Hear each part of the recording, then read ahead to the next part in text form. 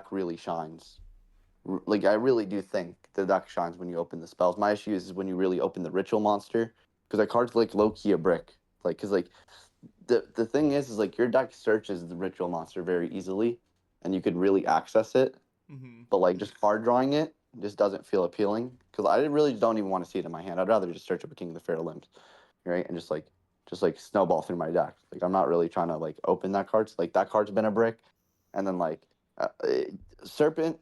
There's a list you could play without it, but realistically, like I mean, like I think you should play without it because like it's just a brick as well. Like, but like I just don't know how much it hinders your combo. I could look into it, but like I'm also not a fan of that deck for those like for the almost the same exact reason. Like you're just looking for too many specific pieces, especially once you get stopped. Because like let's say you did get impermed or stopped on an ice or stopped on an X. Because if you go bonfire, right, Mm-hmm. and you're searching X in the current format and you're specialing X, I can only assume that you're playing pure or you're playing the ritual version of the deck, Mm-hmm. the Mitsurugi version, right? And I think like there's a world where if you go bonfire for X, like and you special it, like somebody's gonna stop you on X Yeah. because because like realistically like like no one's doing that if they're playing like the other version, the variant of the deck. They're gonna search ice, right? So Mm-hmm. and I think you really want to cut that deck off early on the Raziel package because if you don't, I feel like your imperm is probably going to be used somewhere down the line that it's just not very good. Um, and like you could like imperm the like you could imperm the like King of the Feral Imps, but that's just neg because they're just going to send it off and trigger it anyways later down the line with node. And if you try to hold it for like the level 4 down the line, I mean it just plays into like it plays into the quick play spell. It also plays into them like making a detonator and like just hard popping it. Yeah. So like I really do think that it's probably like if your opponent goes like bonfire for X, you probably just stop it with like the Valor or the Imperm if you have it. And that's kind of just like what I've been doing when I verse that deck. And like I think that's kind of like understanding where to like interact and like cutting them off early is like really important because like they might just not have like they need to have like two specific pieces to keep going if they don't open like a Ryzeal card or maybe even like the level 4 like normal. And yeah, I think getting stopped on the 4 is huge as well because like if they don't get to the ritual spell, like I mean they're just kind of cooked because like they do have a lot of ways to get to the monster, like I said, but like getting to the spell is like the hardest part. And I mean like sometimes you're just not getting to where you need to get to. Also, I think like that deck can't play board like that can't play hand traps. It has to be playing board breakers because at the end of the day, like it just needs a way to like search your power spells. I think it needs thrust. Like I think you need a thrust for Nadir. I think like you need a thrust for bonfire and game states. I think this deck needs like that extra push because I think it's trying to exhaust your opponent's resources and then ritual summon at the end like branded fusion. But the thing is it's just like a two-piece branded fusion. Like that's just like the only thing that just like kind of throws me off. And like sometimes like your Nadir like it searches one piece and then like you're hoping to draw not like another piece off your Garua or your Blossom to get there and it just feels kind of weird. But I mean that's kind of the concept. I think you do want to play breakers if you do end up playing that deck. You don't really want to play hand traps. Kind of just feels it just felt weird. It felt really minus playing hand traps in that version of the deck. And Tyler play tested it with the hand traps and I've seen like the board breaker version play and I think that it's seen more success. But like me personally, playing the game right now, I'm just really between Malice and Raziel. And my thing is with Malice is just that deck is just struggling against Lancia. But like that is like one of the only cards it struggles against. I feel like against the other cards, it could really still do a lot of things. I Like I I tested. think Oh my bad. I tested Malice a decent amount in the last week, and it feels like it. Like if they set up detonator with twin under it, like if you don't like hand trap them out, yeah, like even that is like kind of yeah, like tough to beat. yeah, I agree with that as well, actually. I think that that is 100% an issue for the deck. Like that was an issue for the deck going into Anaheim. It's just detonator and not being able to clear detonator. And prior to this, in my testing, like the Bistials and the stuff like was helping a lot. But then like with pseudo release with twins, like the Bistials are not as strong as they used to be because even if your Druid Worm is sending this detonator, it's just coming right back off the twins. Or if you get impermed or widowed or whatever on the detonator, it just pops itself and it comes back and it's just it's just recurring and it's hard to deal with. And like I feel like that deck is definitely falling into that issue of like not being able to out the detonator. And I think that could be an issue as well. I do think that I'm leaning towards the Fiendsmith Ryziel deck more than anything right now, just based off of just like the fact that, I mean, don't get me wrong, like there's a lot of people playing it and like it's known, but it's still just like the most consistent deck in the game, and it kind of just does everything that I want it to do realistically in terms of like in terms of like engine wise, it plays the right number, like right number of engine, right number of non-engine, and it just it plays resilient into hand traps if you play properly. And I think there's merits to win. I think like there's a lot of places you could capitalize on mistakes, and people really don't sequence like their cards like properly into like hand traps or certain decks, or know when to do certain combos, right? For example, like if I'm starting game one and like I open like engraver plus ice, like what type of line should I be going for? Mm-hmm. Game one, like, do you think it's correct to play around Bistils game one? And that's just like a decision that you're gonna have to try to make, right? And I do think like game one, like people will be playing Bistils, in my personal opinion, and like based off of just like the last few weeks of watching people duel, like it's just increased tremendously, like the amount of Bistils in people's deck. Um, and I think it just might be correct to start Engraver at least game one. And I know you lose a lot of value when you start Engraver, um, because like if you go start Ice before Engraver, you could really just gain value off of your Necroquip, and you could end on a better board. You get to end on Desiree plus Caesar plus, like, you get to draw one off a cross, like you draw two cards, you end on detonator with twins underneath, you have a Caesar in play, and you have a Desiree engrave. I'm unsure if you're familiar with the combo. Oh If yeah, not, I can yeah. show you. But yeah, Nah, yeah, I know it. Yeah.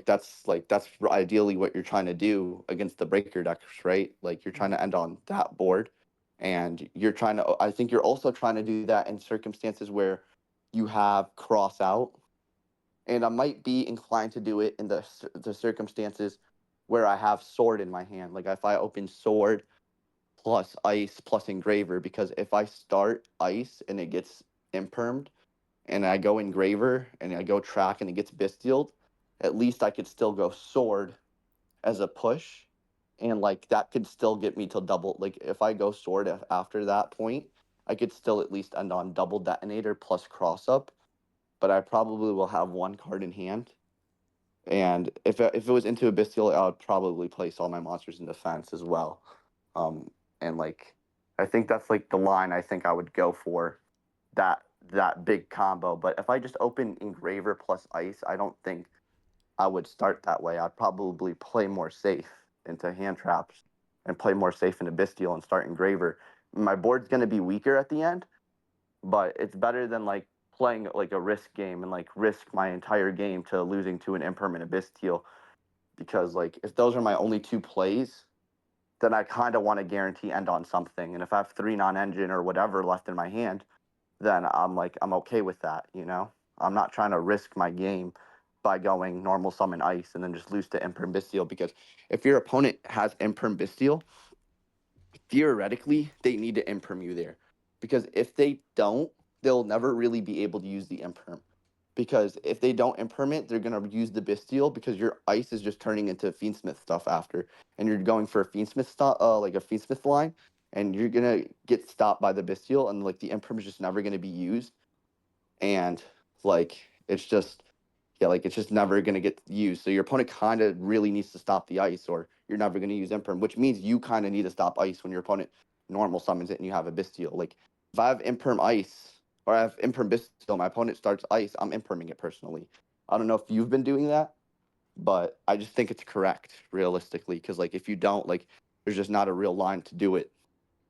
Now, if I open Valor Bastille, I'm inclined to hold the Valor, obviously, because I could go Valor after I use the Bastille later on in the line. Mm-hmm.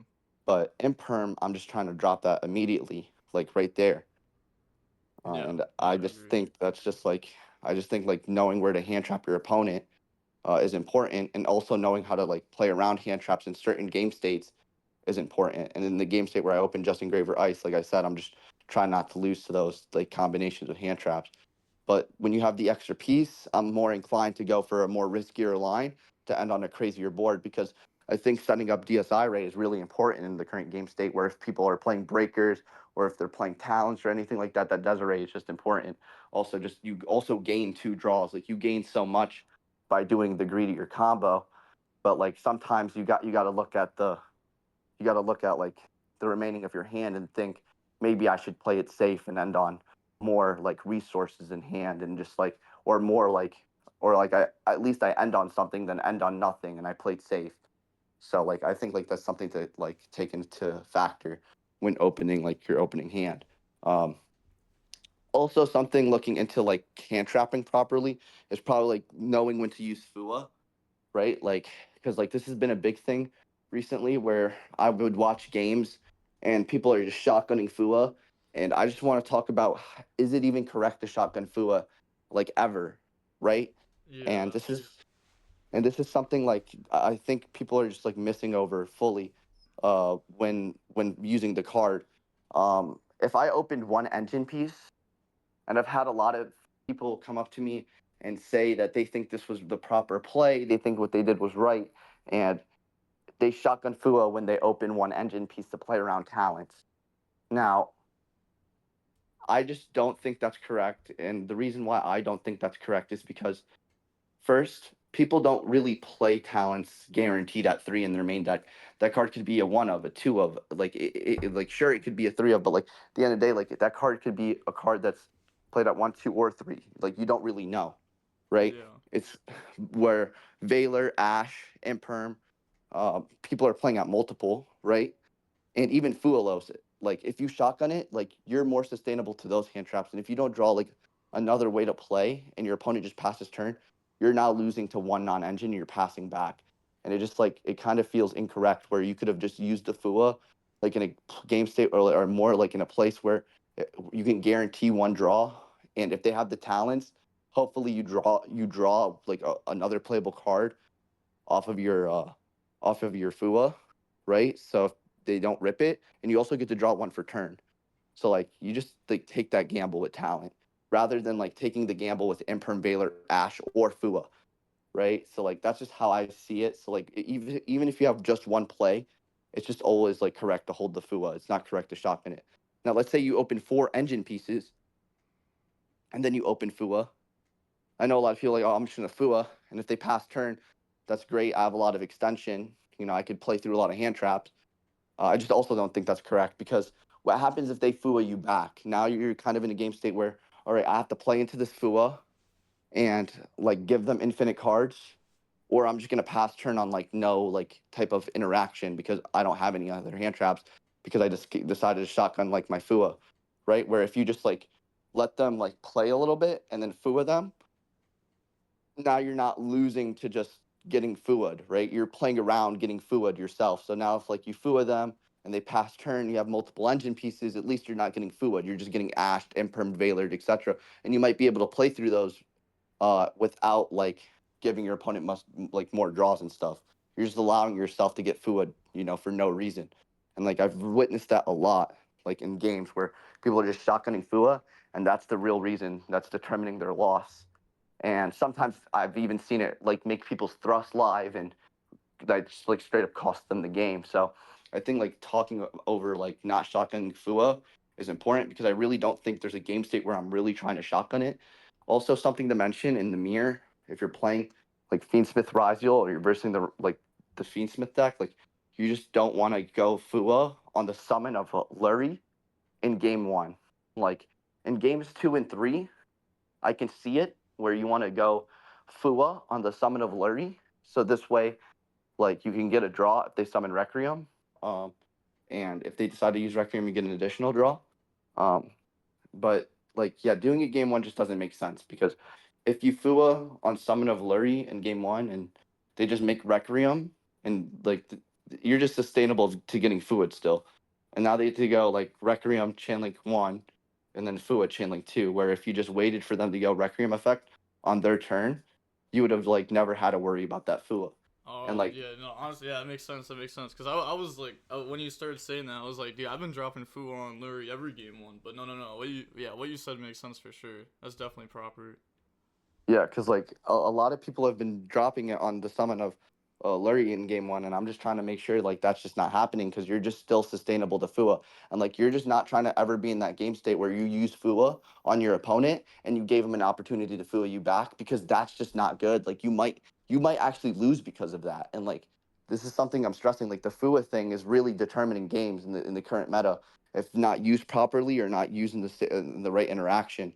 And yeah, like that right there is just like one like main example. Like, and I went through this with Nesh, and we talked about it. And I'm like, yeah, bro, I think this it's fine to do it on Lurie only in games 2 and 3 because they're not going to have it in their deck when they elected to go first. They probably sided out at Fua. So that's just kind of the thought process there for Fua and like just in general, like using Fua.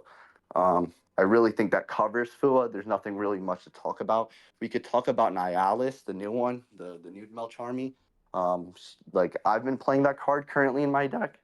Um, I've seen Chaos Angel or not Chaos Angel, Chaos Hunter, and I've thought about Chaos Hunter in the current game state, like or in the current game for Malice, but I just don't think that card's good enough. After just like a lot of thought, right? Like, I mean, against the Rise or against the striker variation of Malice, like people are playing talents, people are playing like the striker cards for like Widow. Like, there's a lot of outs realistically to Chaos Hunter, and it's just like not good enough. And I think it's probably just Nihilus. Now the thing is with Nihilus as it could be weird in some game states. Like, I mean, when they start Dormouse, like, there's some games where it's just giving you one draw, giving them one draw, but I mean, it still makes them end on a lot less. Like, they're probably ending on like IP boards. Like, realistically, that's what all the Charmies do, even Fua. Like, it's just making them end on an IP board. I do think Nihilus is better than Fua because like Fua, like you might gain one card, but like if they open like the right hand, sometimes they could like still like draw two off a chassis, set up the trap, and like and then have an IP, and it's like it's still really hard to win, you know. Yeah. Where in like when you're versing Nihilus, it still seems kind of winnable. But the thing is, I think sometimes when you're when your opponent's under Nihilus, they might give you two draws, but they still end on like a decent field of like Cryptor plus trap card, but I mean, it still gives you two draws, and it still cuts down the board a lot. I know it's still like I know they still have something, but I mean, it's better than them having everything because, like, I mean, realistically, when that deck goes first, it's just kind of hard to win in general when you just don't have Lancia because like Lancia is realistically the best hand trap against it, and then everything after that is just all right realistically into that matchup. Um, I mean, you kind of just like have to use your hand traps differently against that deck like for Nib for example, right?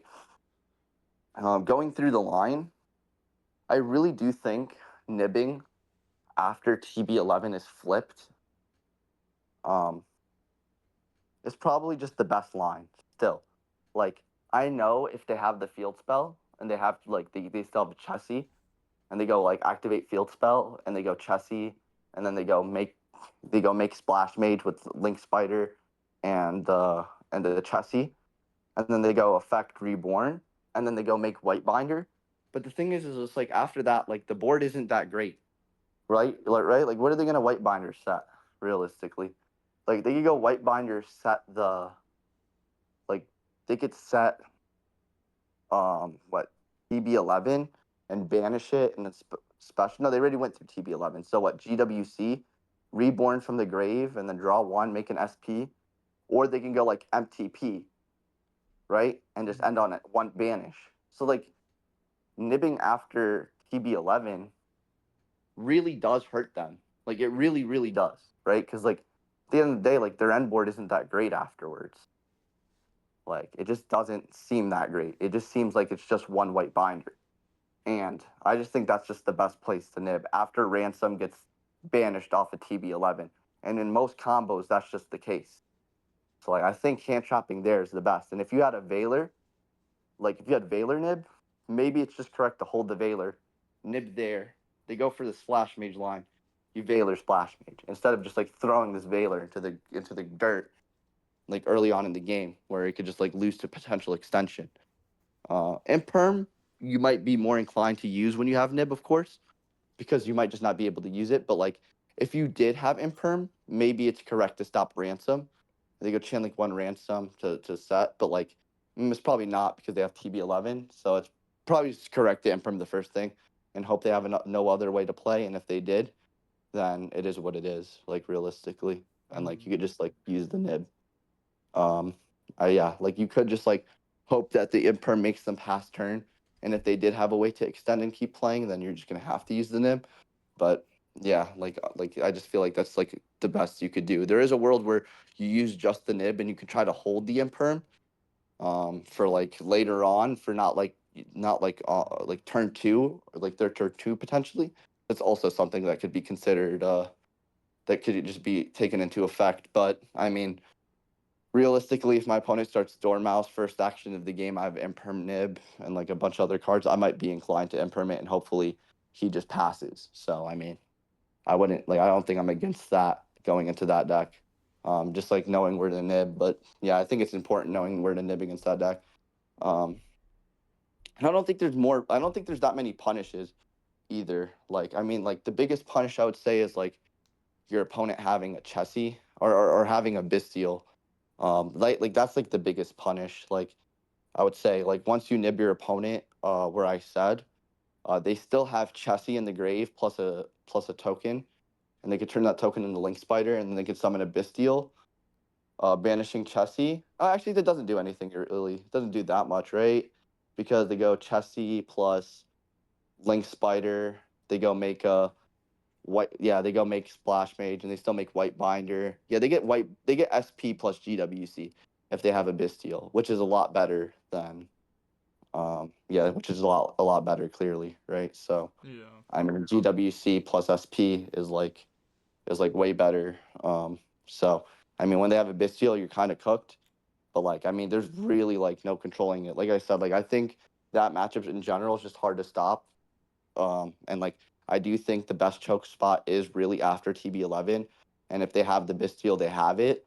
If they have the field spell, you're just chilling though. Like I don't think it's a huge punish. But if it's something to mention though, like if you have a Bestial of your own, once you nib them and they go Bestial on their guy, if you Bestial them there to stop them from getting to that one body, it makes their board a lot worse.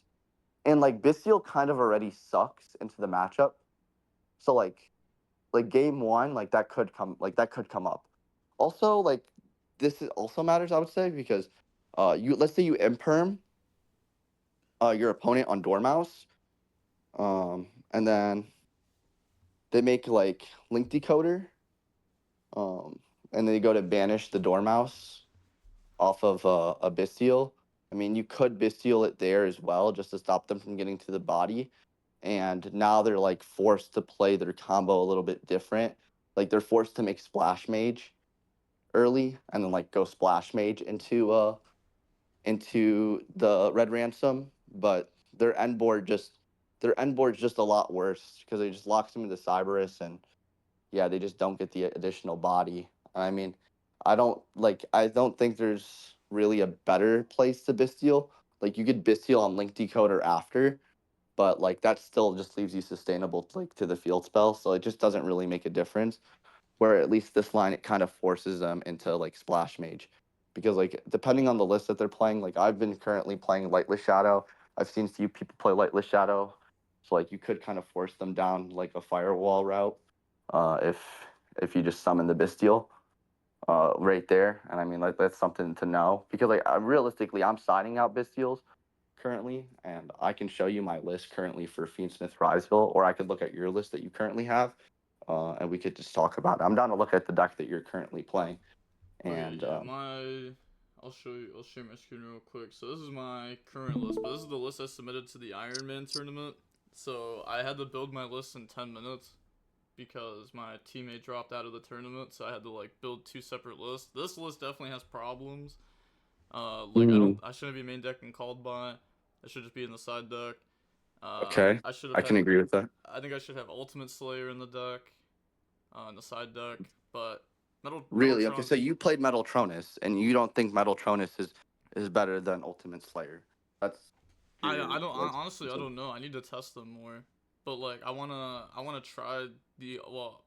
I guess like I already know Ultimate Slayer and how it acts, but a lot of people have been like summoning Dweller, like infinite Dwellers. So it makes like the Ultimate Slayer like not as valuable into the board. But Metaltronus is still like pretty good. It also works against like their Fiendsmith like Lacrima stuff on your turn because you just like shut down Requiem and then like summon out a level 4 from your deck, and that's pretty cool. Yeah, I have a very similar list currently. My only difference is I'm playing Ultimate Slayer over Metaltronus, but I've been going back and forth. I'm not unsure on which is better. I honestly just had a conversation in a prior session about this. There's both ups and downs to both cards.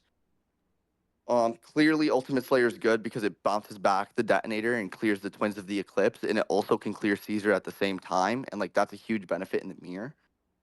But the thing is like as the game goes on, like Ultimate Slayer might just be worse than Metaltronus. Where if Metaltronus serves better as the game goes on, like because it could be used as like a defensive card and as like an offensive card, it's like pretty good. Like you could just use it both ways, on your turn and your opponent's. So like that's just a big benefit of Metaltronus in general. And I feel like yeah, like that's the main difference. Also, just summoning a body off of Metaltronus sometimes might be good. So like I mean that's kind of my consensus. I do think Metaltronus might be better, but I mean only more games will tell. I think like realistically it just needs to be tested more.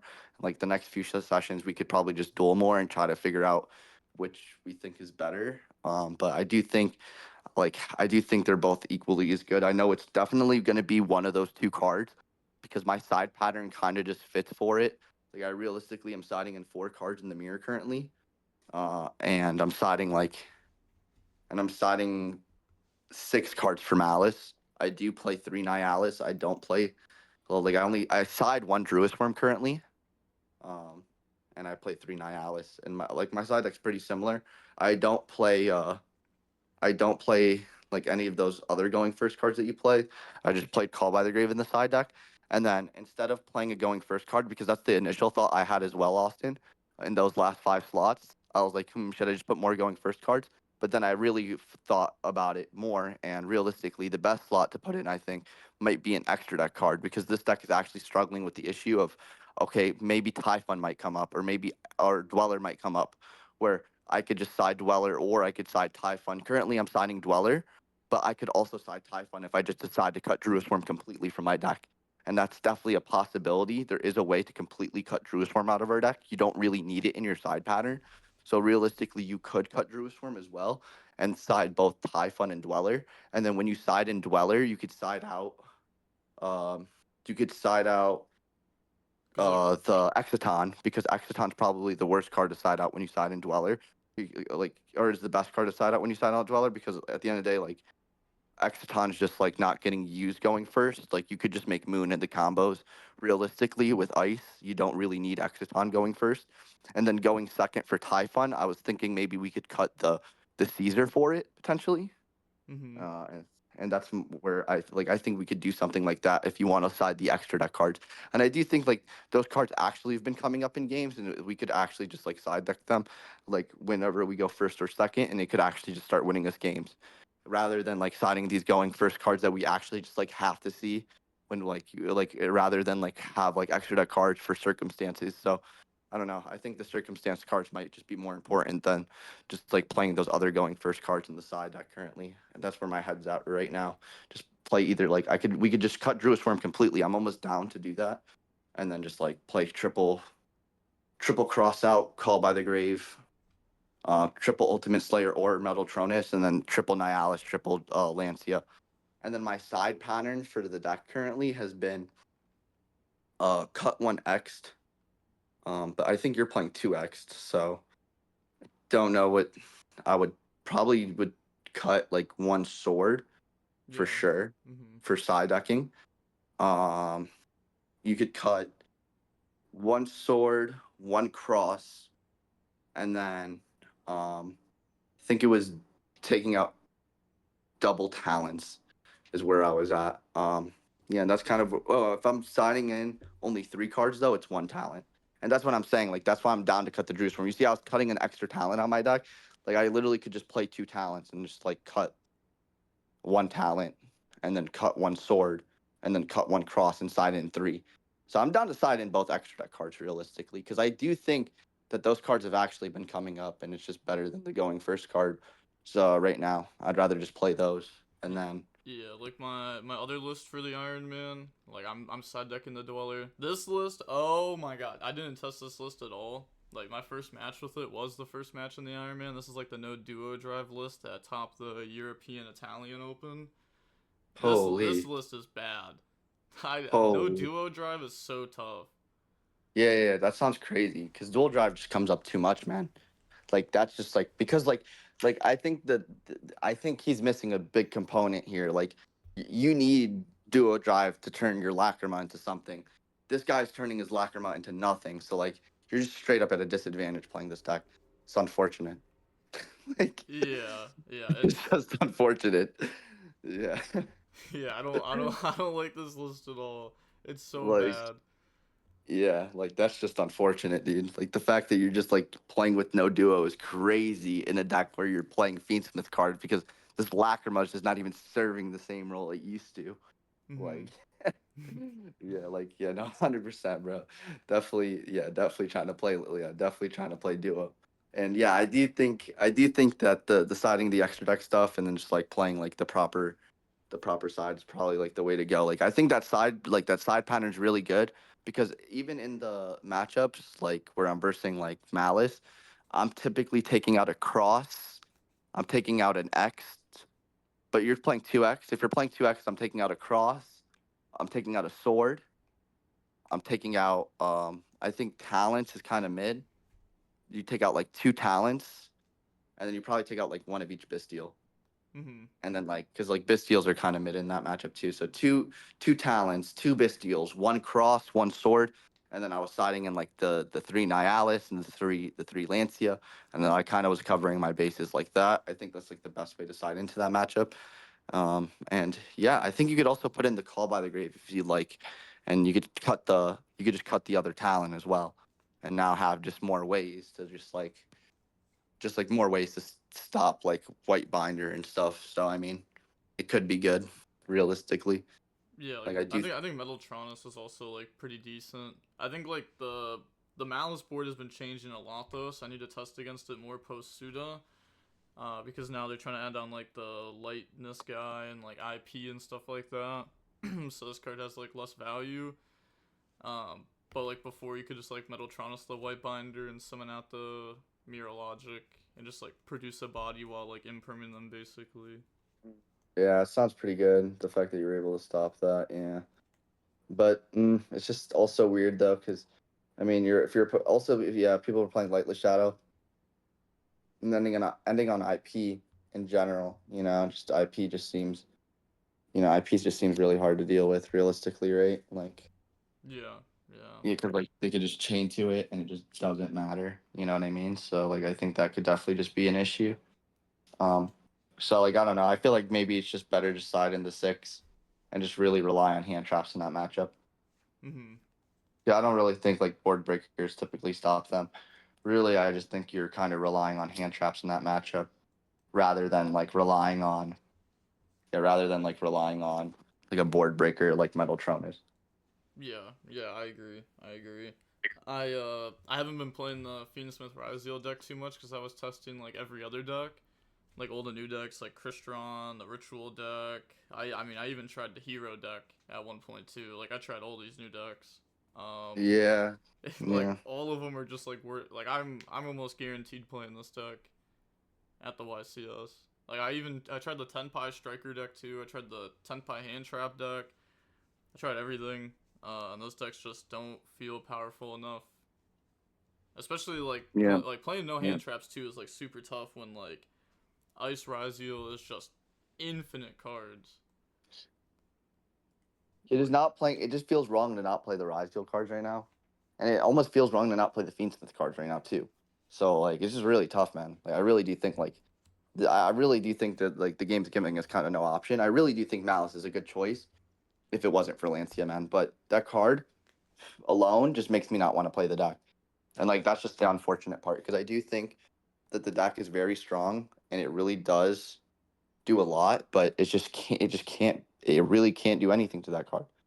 Like every other card is like sustainable, you could do stuff. That card, it's just like yeah, I guess I'm just scooping now. Yeah, yeah. It's And I tough think that's too, just a especially flaw. like if you lose game one and now you got to play like game two and three, and like if they just draw this at any Two point. games, yeah, Yeah, 2 games. You're hoping that your opponent doesn't Lancea you, and it's just like really rough. Like you, like it's just not sustainable enough, you know. Whereas like there's just nothing that I'm really too worried about in the Fiendsmith Raziel deck. Like outside of just like Mel Charmy, and like that's just kind of why I decided to play Crossout over Solemns, is because I just want to have more outs to Charmy, right? yep, Like realistically, I just want to have the most amount of outs to it, um, and just like be able to like beat that card because I just feel like that is pretty much the most overwhelming card. Like that's really just like hurting us the most. And like by not like playing cross out, I just feel like yeah, I'm more sustainable to losing to that. And I'm also just trying to do the full combo more. And like that's just why I think like cross out's kind of necessary because it kind of gives you that insurance that you're gonna end on your combo with Desiree. And the bright side is like when you have it and you do resolve full combo with Desiree and the Caesar board, you get to set it on top of your board and like that's your insurance into talents rather than your Desiree being your insurance into talents. So this way your Desiree is like negating something more useful and your cross out could really just take care of the talents if you needed it to. So like yeah, I just felt like it's been good. I don't think I would cut cross out. I know that a lot of people have been playing Solemns over it. And yeah, it's just been I don't know, it just felt wrong, I think. yeah. I'd put Especially crossout like for sure. yeah, especially like just in this format. I just think like that card is just honestly just like unfair for Yu-Gi-Oh. And I mean, I'm just trying to play it. I mean, I'm trying to capitalize on all the unfair cards, you know. Now let's talk about like side patterns for going first, right? Because I mean, I'm trying to make sure like we're siding properly as well. Um, I'm going first into the mirror with Metal Tronus. Um, I'm down to take out 2 Fua typically. Down to take out like 2 Nib. Um, and then take out like 1 Veiler, 1 Imperm. Um, and I'm siding Call by the Grave, so I would need to take out one more. And I'm inclined to just take out another Veiler or Imperm for it. And then just side those in realistically, and just side in 7. Um, yeah, and just side in 7, and that's what I've been doing for the mirror. I've been And then uh, for I've been keeping all three Nibbin, and I've been taking out like more copies of these. Cause like I don't know, Nib's like I feel like Nib going first is like really strong. Like they still set up Fiendsmith stuff through it.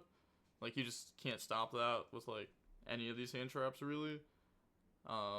So they still set up like the Fiendsmith stuff through it, but like you guarantee that all you're playing against is like Fiendsmith, and then you have your Fiendsmith to like make a board no matter what. And if you have like a Raizio card, you just like auto win the game through the trap anyways. Well, okay. Also, assuming that like this deck list is not how it should be. Like there should be changes yeah, to it. Like there should be for Dweller sure. in the deck also. For sure, for sure, and I think, and I don't think that people are gonna really come to this conclusion. I don't think like many people will, like like at the end of the day, like come to the conclusion of just like siding the Dweller or siding the Typhon. It's just like some people just like totally forget like that's a thing, and just like people just literally been playing without those cards, and I've recently realized like maybe that's like another edge that we have, like realistically, just like all right, we put these extra deck cards in, and we have them in games where our opponent just doesn't. Your opponent's gonna be screaming, how the hell did you make extra deck room for it? Because like they're gonna see you summon SP, summon Typhon, use all these cards, and you're just gonna be like, what? Like, how did they even get here? You know what I mean? Because at the end of the day, like I know that people are literally either cutting an SP to play a Typhon or cutting a Typhon. You know what I mean? Like they're just like their decks are all just like different. You know, like they're just like all like just cutting an extra deck card. And when you side them, there's just an actual way to utilize your cards to where or to utilize it to where you're actually going to get values off of them, like games 2 and 3.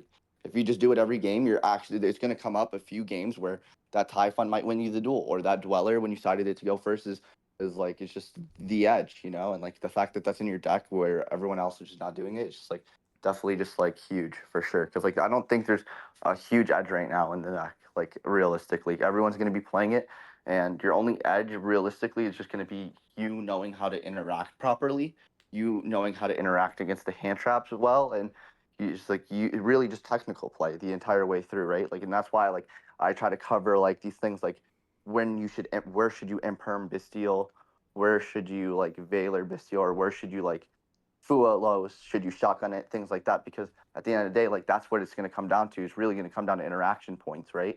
And just knowing how to interact with your opponent, right? So going back to like Ice Engraver, right? And I said, oh well, you got to imperm it on summon, right? Because you can't use it if you don't. Like if you go Bestial first, you're never going to be able to use the imperm. So when you open Bestial imperm, you might as well just imperm Ice, right? But let's say you open Veiler now, right?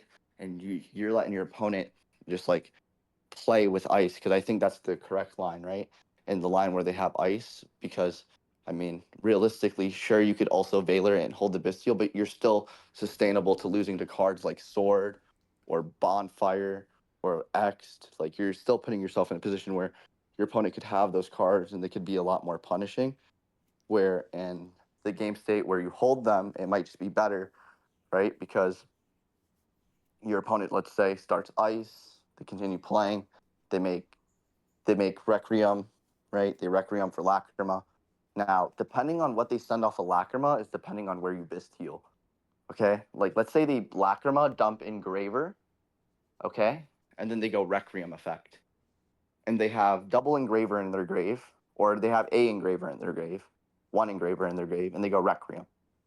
You could Bisteel this Requiem, and it just cuts them off of Requiem fully, right? For the remainder of the game, pretty much, right? So this way they can't like yeah, like that's just good. Cutting Requiem completely from the rest of the game is good, and it stops them from like getting to the trap card, which is another thing. So like Bistling there like is just correct, and then like sure they have sword in their hand, and sword gets them ice, and then you stop duo with your Veiler, and then like they can't really do anything, like they really can't do anything. Like their board is just mediocre. Maybe they could have probably yeah, they really just can't do anything. They could probably have summoned their they could have summoned their engraver back and then made a chaos angel banish, and then they could have went special summon ice, or special summon sword, special summon ice, then make duo, and then you Veiler. And then that's kind of just where it is. It ends on like duo drive, pass, when you Mm-hmm. Bestial Requiem in that game state, right? Yeah. Okay. But the thing is, if they dump the trap card off a Requiem or off a Lacrima, right? If they go Lacrima dump trap card, you don't want to Bestial the Requiem. And the reason is because if you Bestial the Requiem there, like they could still get to Necroquip. And they could still get to like a good field, because they go dump off the trap when you Bestial the Requiem and dump sequence. Okay, and then they could go sequence, then they could summon Necroquip, and then they could summon Engraver, and then they can go for like I mean they can go for, it just depends on this point. They could try to go for Caesar. They could also try to go for an SP line. It really just kind of depends on what they want to do in the certain game state. I do think it's probably just SP and then special sword, and then sword could grab like an ice, and then you could probably just like ice either into duo or into detonator and pass. It's just like just one of the two. You could do like one of those lines.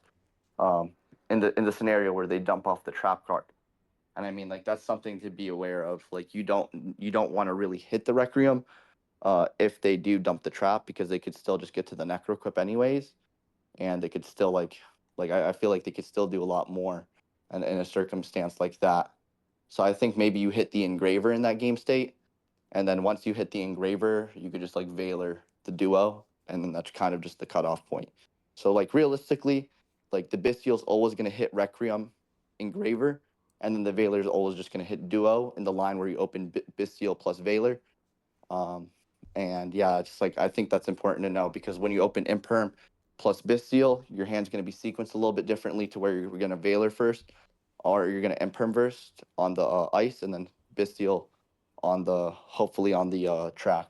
So it's just like different ways to play each hand and play each hand trap, you know, and you just kind of have to be like wary of where you want to hand trap your opponent. Like I'm just trying to make sure that I'm sequencing my hand traps properly. Usually I'm holding my ash in most cases holding my ash. Um, Realistically, trying to hold it for duo in most cases. Now, let's say if my opponent starts tracked, um, and let's say ash is my only hand trap, yeah, I might be inclined to ash it if it is my only one. And I think like that's really like I feel like that's just really the case for Ash. But most of the time, I feel like I don't know, like cutting duo. I just feel like is mostly like the most important part because realistically, like if they start ice and I have Ash and it's my only hand trap, um, you could decide what you want to do. Like here in this game state, like depending on your hand, you could decide to cut off them completely off Engraver, or you could decide to cut like, or you could just decide to put them on Better Habit and Ash the ice and or you could ash the duo and just cut them off across. It's a really interesting game state. I do think that ashing the ashing the Requiem is probably better to play around Engraver.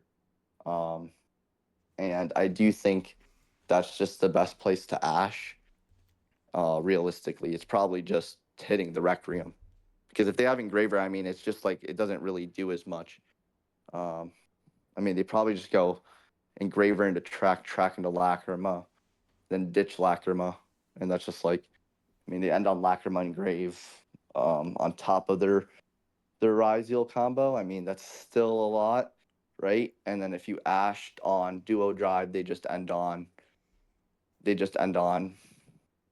I think maybe it's just hold Ash realistically for Duo. And there's actually a world where you hit Sword too, right? Because there's game states where your opponent goes summon Caesar right? With the Necroquip and the Engraver.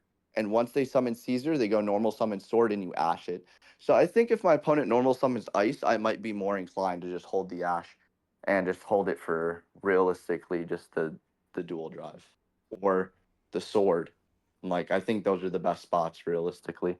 Because like yeah, you hit any other spot like I don't know, I just feel like there's more punishes realistically where you could just cut them off from the field spell or the Ryzeals like based off of their line. Because once they go like ice and they go ice into X and they add sword and they make Caesar and they special sword and they go sword and you like they need to have X to extend once you ash. Like they literally need to have X. Well, I And think like oh, because they could also have another ice in hand ice too. yes, iced or X, right? It's ice X or bonfire. It's like it's a lot of different scenario like it's a lot of different places where like a lot of different cards they can have right there for level 4 extension, but like they're literally looking for a level 4 extension. Um that's not like but it's less than stopping ice because if you stop ice with just Ash, they also have every Fiendsmith card. Like, and like I think that's the difference, right? Because if you ash the ice initially, you're now losing to bonfire. Like you're losing to bonfire, you're losing to X, you're losing to sword, you're losing to tract, you're losing to engraver. Like you're losing to more cards by just throwing your only ash there. When you have just when you have just ash, if you just use the ash maybe for the sword, you're losing to less cards realistically. Like you're just losing to less cards there because they're like for them to get a level 4 extender now they have to have specifically X ice or bonfire one of the pyro monsters, which is like which is like better I would say. Like I would say in that circumstance it's probably just better. I So feel like like there I would.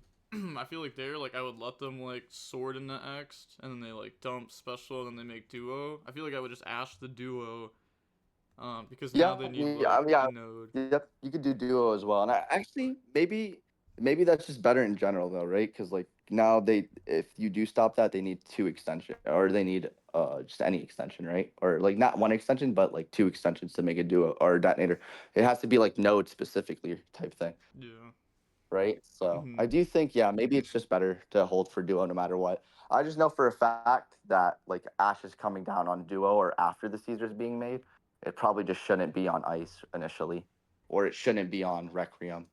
But like if your opponent starts Tractor and Graver, and Ash is my only hand trap, yeah, I still think it's correct to Ash it. It probably just is, right? Like I mean, Yeah, it's I like feel like the only way you'd ever like Ash Ice like when it's your only hand trap is if your hand is like extremely weak, like extremely weak, like loses to DDD. yeah, because they're gonna have Wave King Caesar no matter what there. And yeah, if, like let's say you have like a bunch of like maybe your hands list like I mean I don't know like a bunch of ices or whatever or like ice tracked, right? Like ice tracked multiple ashes, like who knows? Like maybe you had a Fuelos and they ashed you. It's just like stuff like that. Like and your hand just like looks very weird. Like it just depends, you know. It Mhm. really just depends on the circumstance. But I do think like realistically, like ashing on duo, like is like probably like one of the safest lines because like yeah, like you just said, like it just cuts them off completely from detonator, and it cuts them off from cross. You know, like so you're cutting off detonator cross when you hold your ash. Even imperm and Valor, like in scenarios like that, like you're really just trying to hold it there. Like I'm always really just trying to hold it there realistically. Like the only issue is with imperm is you can get punished sometimes. Like if your opponent goes for the Agnum Day line, but like are they gonna go for the Agnum Day line? Like that's just it's just not safe into nib. So like a lot of the time people aren't going into Agnum Day. Like a lot of time they're really just going into Caesar, except in the hands where they just open like the best hand possible, right? Like they open the full combo and like that's the times where they'll probably be inclined not to do it, where when they opened the engraver plus the ice and they went for the combo where they put up the necro quip and they put up the engraver and they're threatening nib right then and there, and then they go activate tracked and they summon the Lurry and they make the sequence and then they make the Agnum Day there. And like that's like the only time your opponent's making Agnum Day. But even then, that play is still getting stopped on duo and it's still hurting them. Like it's nearly the same thing even when they go for that line because they just have Caesar up and they have the Agnum Day set up in the grave, but like the only issue is like they still do get a lot of resources off of this engraver stuff, and that's why you think that this is the best deck because like the Fiendsmith stuff just guarantees interruptions on your board when it's played the right way. Like you sequence your cards to where you guarantee these cards in play. Like you could guarantee a Caesar, you can guarantee an Agnum Day in the graveyard, and like there's pretty much nothing your opponent could really do to it outside of just like hope to have like a Bestial or like an Ash, but like you're never really gonna Ash that because like there's just too many punishments to ashing it. Like it's just really tough. It's just really tough to stop Engraver right now, and that's the merit of playing the Fiendsmith Raziel deck. And the thing is like all the other decks in the game are not really abusing Engraver. Like this deck is one of a kind right now because like realistically like nothing gets to use Engraver like this deck does. Like the Fiendsmith Cash deck prior to this just wishes it was this deck type deal. Like you know what I mean? Like there's no deck that's abusing this card. And I tried to play the Fiendsmith cards in the Malice deck to make that deck work because like that deck loses to Lancia. Maybe Engraver can help it lose, like not lose to Lancia. But the thing is this package is so big, right? Mhm. Because you're just playing like Lacrima, Lurry, the Trap, and in this deck you could afford to do that because you're just not playing too many inconsistent cards outside of Node and the field spell, right? Like in the Malice deck, bro, you got Dotscaper, you got like three of these Malice bricks traps in your deck. Like it's just like there's just so many more bricks and in combination with like the Lurry and the Lacrima and the trap. And the thing is, Lurry and Lacrima and that deck are actually hard breaks because you can't even normal summon them, right? Because like you're just normal summoning Malice monsters typically in Yeah. that deck. Mhm. Where in this deck, like you're actually using Like you could use your Ryziels as extenders, like X or Bonfire could be used as an extension if you open Lacrima or Lurie. Where in that deck, if I open Lacrima or Lurie in a Malice monster, it was just horrendous. It's like there's just like no advantage of like playing the Malice cards in that deck because it just doesn't work out the same as this deck. And like that's just the one thing this deck has over every deck. You're literally playing one of the best packages in the game, and that's just the Fiendsmith cards, bro. Those cards are just too good, realistically, and it causes a lot of pressure. Like it really does. It makes the games a lot more difficult than they need to be. It causes a grind, and it just also just makes the games just more interactive, and like they make the games just become like more punishing as they go on. That's like the best way to put it. Like the more mistakes, the more like places you could capitalize. Like this engine just like pretty much gets you into a game state to where you thought like you could have lost, but now you won because you just got one turn back, and like you just got to trigger your lacrima on the end phase, and you just pretty much snowball. Like you snowball into game states where you can't, like you couldn't have recovered from. Like sometimes you make a chaos angel for light and dark, and you win the game because Mm-hmm. your opponent didn't sequence properly and they didn't know that they should have made Agnum Day on the next turn, right? Because when people see Chaos Angel for Light and Dark, sometimes they don't know what the correct scenario or the correct line is to take when they see it. They see it and they think, oh, Light and Dark, I have to make my own Chaos Angel, right?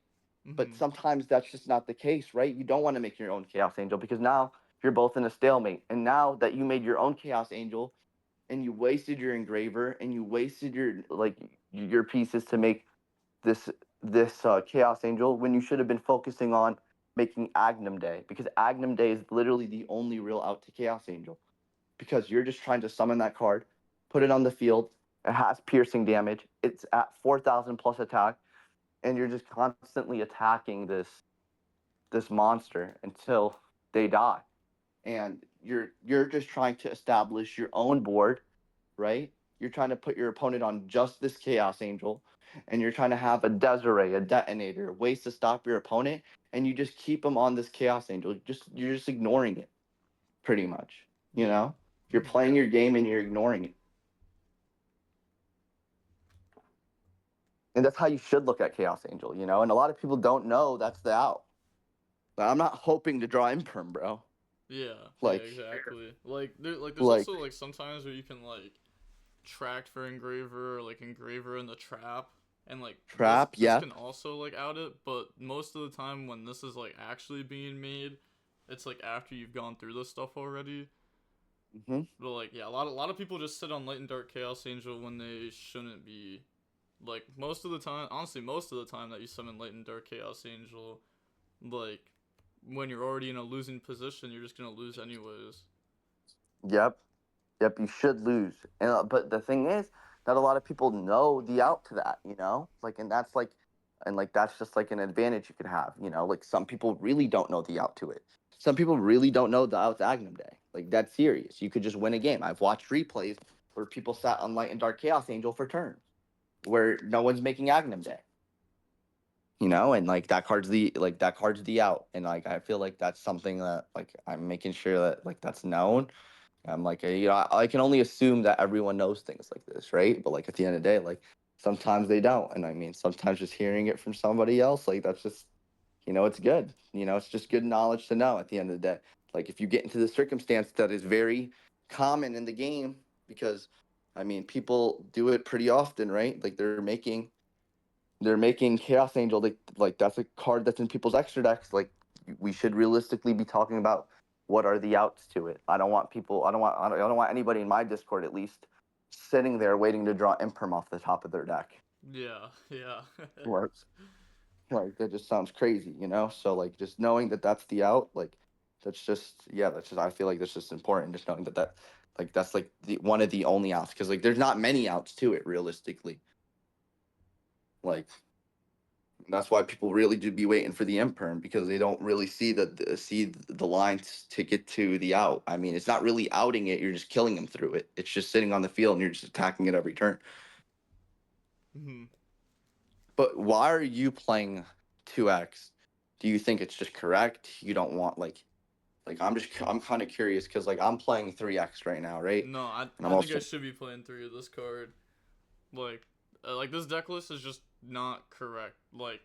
Okay. So originally, because I had to build the deck list, I literally had 10 minutes to build two deck lists for the tournament, and the other list was playing 2x, and I realized that in my testing, because I had just like restarted to test this deck again, that like Nib and Bestials were like hurting my X.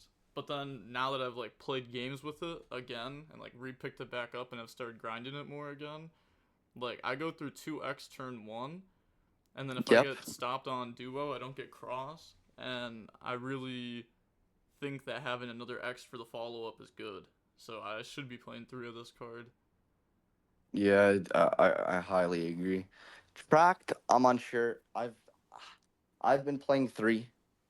I've been playing three, but I've seen a lot of people cut it for more talents, and I really just I don't know. Like I mean, I don't really know if it's like I don't really disagree with it because I mean I've been siding out Tracked a lot, Mm-hmm. but it's I don't also think it's bad either to play three Tracked. Like I do think that I don't know. I just think the Fiend Smith package is just so broken, bro. Like guaranteeing Requiem and guaranteeing Lacrima, like it's just an advantage, like no, and like what, like that play is just like your opponent is your oppo- like it's only your opponent's ashing like Requiem there, right? Like I mean, if they don't like they're not imperming you, right? Like it's just like a free Caesar trap guaranteed. I just feel like that's how I just look at it every time, right? Like it's a free Caesar and a trap. Just like I don't know, like maybe that card is a three of. It's just very tough to really Yeah, determine, it's you know. weird. I'm probably gonna end up running more math on it because like I also realized like some games that you lose is when you draw like multiple Fiendsmith cards. Because like drawing like multiple of these cards like isn't the greatest, especially when like approaching into a board. And then also like when you go first and you get hit with like Fualos, and then you have like just a bunch of Fiendsmith cards, it doesn't feel the greatest. Yeah, like all I could say is like when you open too many, I mean, you could always just get one additional draw off a Necroquip. And like that's like the only like I guess benefit to drawing too many is you could always just go tracked and then tracked into the Necroquip and then engraver draw one. I feel like that's like a benefit if to opening multiple, but that like outside of that, for like yeah like for the other stuff, yeah, like for Fuelos, I can kind of agree with that. Like, yeah, when you open too much, because it just does play into Fuelos more. But yeah, you could just only hope that like mistakes are made. Like a lot of time, so I mean, mistakes are just being made in duels, bro. Oh, for Like sure, for sure. yeah, like you know what I mean, and that's just kind of like you just kind of trying to capitalize off of them. Like a lot of the things that we talked about today, like there's just like some of the mistakes that I've really saw in the last few weeks, right? And me just really kind of going over the stuff that I saw in the last few weeks, things that I've just saw, like the Fuelos, for example, right? Like yeah, like people are definitely dropping down Fuelos in the incorrect spots, and that's just like a thing that's just like happening like frequently, and just like kind of just like capitalizing on like your opponent just not hand trapping properly, like people like imperming the wrong card. And I feel like I don't know if like that's gonna happen as often, obviously with everyone testing the deck and constantly playing, but like I mean, it still just does happen. Like I do witness it a lot, like I mean, yeah, just I see like people just throwing their hand traps anywhere. I mean, there's some games like your opponent can't really even do anything too. Like let's say like tracked, for example, is just like so good for some points. Like if my opponent has a Veiler, right? They're just never gonna be able to use it into a tracked. Like are people gonna Veiler your Lacrima? Like that's just not a thing, right? It's just not a thing. Like, and if they do, do that, like, is that even correct? Like you're just gonna get punished to anything, right? A normal summon Fua cooks Yeah. them, a sword, an axe, anything, right? So Mm-hmm. like they're not gonna do that. and it just guarantees you into Caesar trap. Like just guarantees it like every time. And I mean, if you have non-engine, like non-engine Caesar trap, like sometimes that's just good enough to like get you there. And like I don't know, like you have. I mean, if they stop your play, which I think really is the case a lot of the time. Like I think like after that, if you go normal summon like sword, you're probably getting stopped on it. But like there's a way to also force that. I think sword is the only one uh that is like punishing because like if you have X'd, right?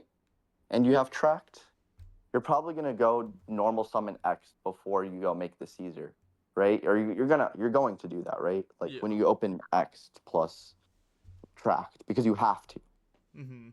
and it's fine. You go summon it, add sword, and like the thing is, they're gonna have to imprime you there, or even Valor you there, right? And if they don't, like it just, I mean, they probably don't, and then you just end up they just do it on duo, right? Exactly, Mhm. right. So it's just always duo. Yeah, just Valor imperm duo. It's just like every time in the mirror. It's kind of hard to not like. It's kind of hard to miss that realistically. Like a lot of the time, it's just imperm Valor duo. Yeah, yeah. Like Like if you do it too early and you get punished and they actually resolve duo, you've almost just like lost the game. yeah, but my issue is when you open imperm Bestial. Like Yeah, sure yeah, you can yeah. hold That it yeah. Then you gotta play it weird for sure. because if you hold it like you can imprint the duo and sure you cut them off a duo, but my thing is now like this Bestial is never gonna hit the board against the Caesar and the trap. So it's kind of a tough scenario. And like, yeah, it's just not good, realistically. Mhm. It's not good. Like, yeah, you're kind of I feel like you just kinda have to imprint Bestial early in those circumstances and put them on not having the sword, the X, or the bonfire, which is kind of unfortunate, but like that's just kind of realistically what I think is probably correct in those game states. And like yeah, and like I said, your opponent starts X nowadays, bro. It's really hard to not stop that shit. Thinking like it's like it's thinking like your opponent's playing pure. I mean, they're running a gamble. Like you're running a gamble for sure. Because if they are playing pure, they might start with X, for real. But Yeah. you know, if they're playing any of the other decks and they start X, like I think that's actually a choke point. You kind of want to imprint them. It's kind of just like the view. Like I don't know if you've been thinking the same. Like if your opponent starts X, and the like and the reptile deck, like you've played the reptile deck. What's your thoughts? What do you think? Do you think you want your Ryzeal packages to resolve or what? I think against the reptile deck, you like for sure stop X. But like against like if it's just game one like blind, like Your opponent starts bonfire for X. yeah, it's like I think you also like ask them how many cards they play. If they play over 40, I think then it's probably not Pier because Pier is just too inconsistent to play over 40. Because against Pier, I think you just also like always stop duo. Otherwise, like if you That's stop X, you just get like I hard punished by like even normal Fualos in the duo. I agree, and I agree very I agree big time here with that. And I think asking your opponent how many cards in deck is important for sure, but it's still just hard to say. Like it's still tough to say. Like bro, like I know like if you don't imprint, right? Like let's say you don't imprint there now. It's game one, you don't imprint there, and your opponent's playing like the reptile deck, and then now they start going King of the Feral Imps.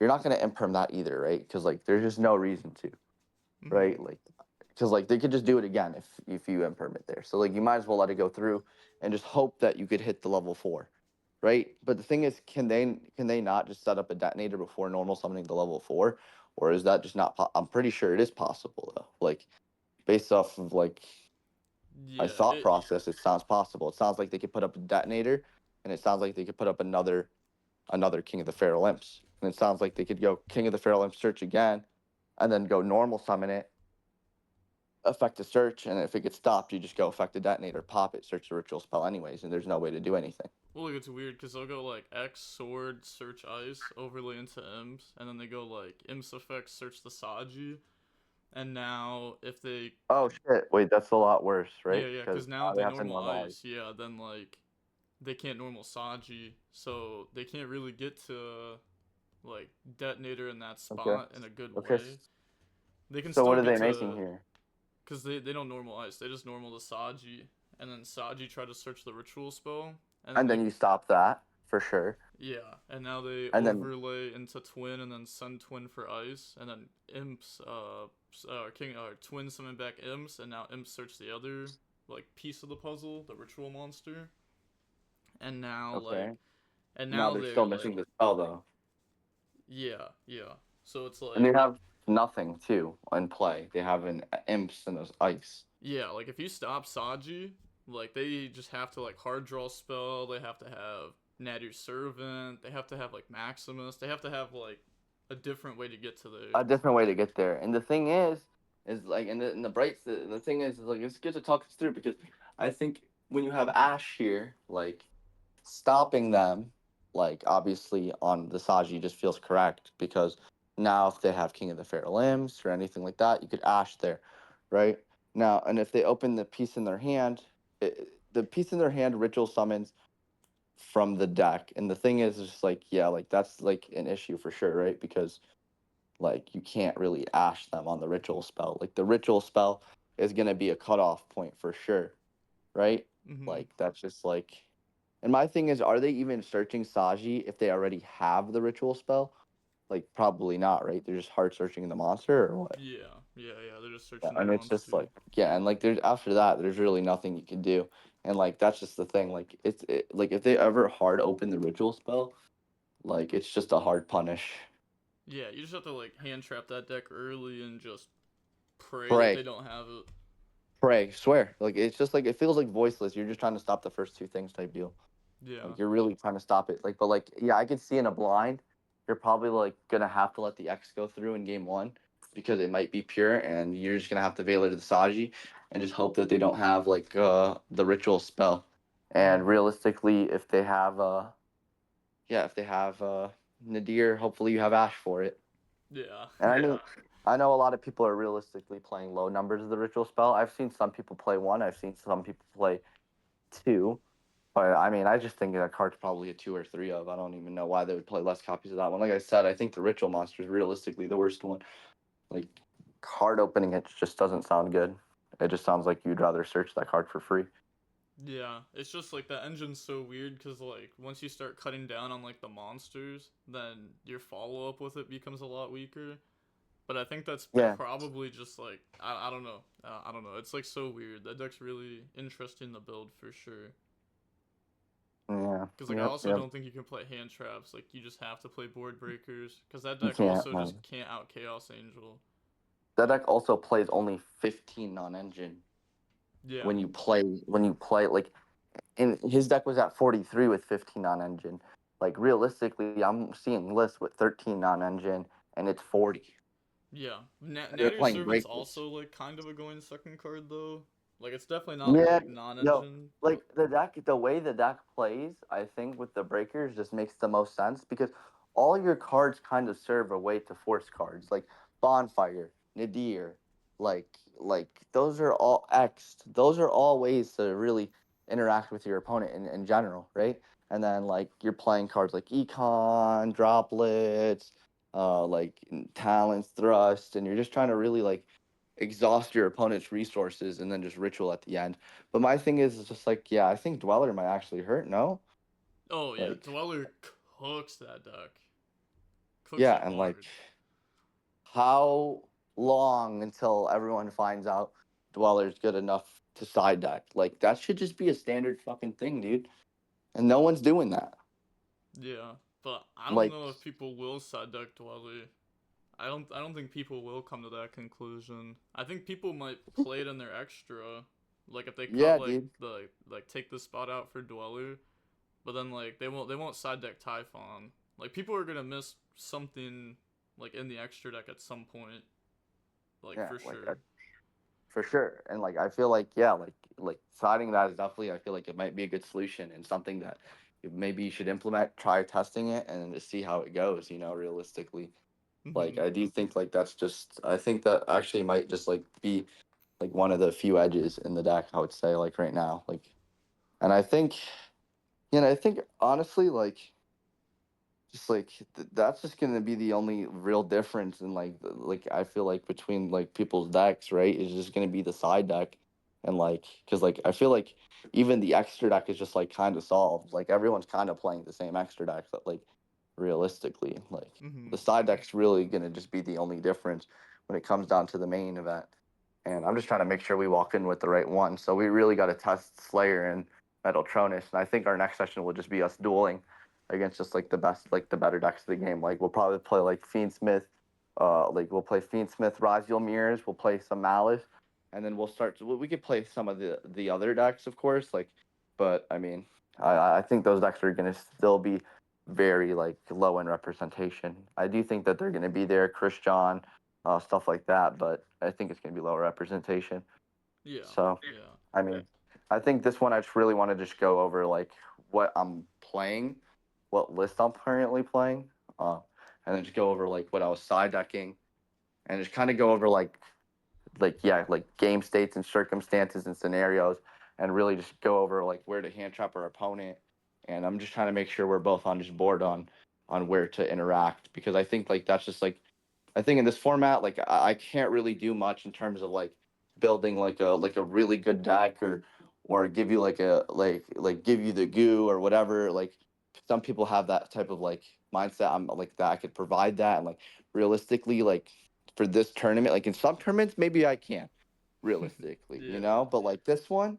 Like all I could really do is just go over like these scenarios and interactions that might come up and just try to make sure that you're making the correct line and we're just making the like the best play for certain scenarios and just knowing how to use our hand traps properly and talking about like slight deck choices that might give us a certain edge, you know? And like I feel like that's just all I could really do for this one. Like I really wish there was more I could do. The last tournament felt a little bit better because it was like the first time people were seeing Fiend Smith plus Ryziel. There really isn't an edge for this one.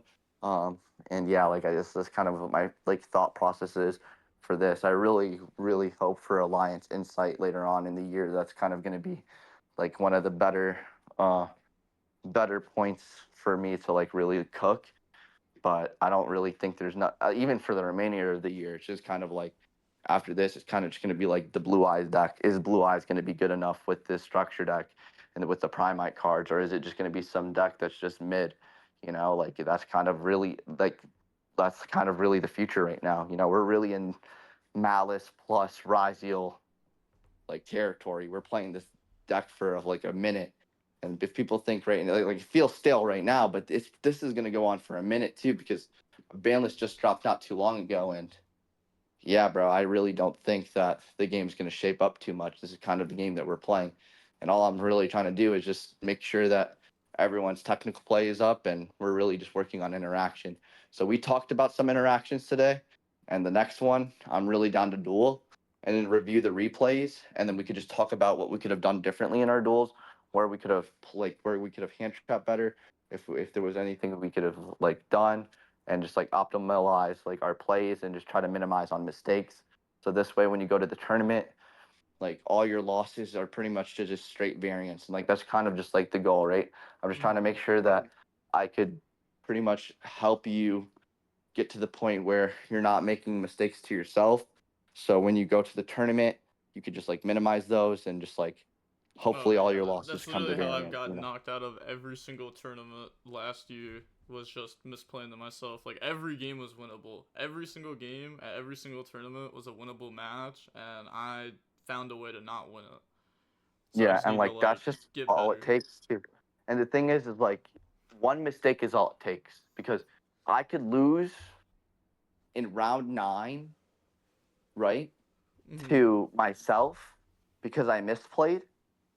And if I lost an uncontrollable game in round 10 and 11 and I get knocked out the tournament at X3, I wasn't the unluckiest person in the world. I wasn't the unluckiest person because I had a way to guarantee myself I had a way to guarantee myself to get there. I had a chance to pretty much win in a round and I threw it. All it takes is one mistake to knock you out of a tournament. And that's just the reality of the game. Like one mistake and you could be done because it's a trickle effect, bro. Like at the end of you take one loss and it could just and it could just be it, bro. Because some days you could get into X2, you know. It's not always like that. It really Mm-hmm. just isn't. Do you know how this shit gets? Sometimes you could just BX2 and not even make top cuts. So like losing one time to yourself could really cost you bad because you could literally lose another round not to yourself, and that's the tournament because X2s don't make it in all the time if the loss was early enough. So yeah, bro, I'm really trying to minimize that. So I'm down to start like playing duels. We have a few sessions after this, and we could just duel, you know, All right, and we could bet. really grind. So All right, sick. I gotta get ready for this Iron Man in a second, so I gotta go. But this was a all good right, session for sure, and I can't yep, wait for the next one. 100%, bro. I'll see you in the next one. All right, Austin. All right, bet. I'll see you, bro. And if you have any Oh, questions, let me know, bro. I'm always here. of And if course. you have like, if you want me to put any insight on anything, just PM me. All right, bro. All right, bet. Appreciate you. All right. Yeah, 100% Austin. Later, man. See you, bro. Nice. Good. That was solid.